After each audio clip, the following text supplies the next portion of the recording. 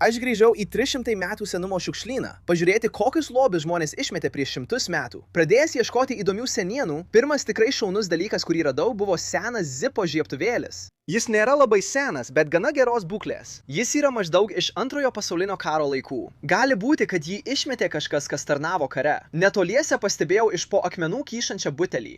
Ištraukiau jį ir pamačiau, kad tai buvo gyvatės aliejaus buteliukas. Iš 1890-ųjų tai buvo vaistas naudotas įvairioms ligoms gydyti. Tensiau ėjimą, kai pastebėjau dar vieną butelį. Šis priklausė kvepalų kompanijai, kuri egzistavo dar 1891 metais. Šis buteliukas buvo tik mėginys, parduodamas gatvėse, kad žmonės nusipirktų visą partiją. Visai šalia seno mėlyno žiedo pastebėjau, kas atrodė kaip žemės ūkio žarna, kyšanti iš smėlio.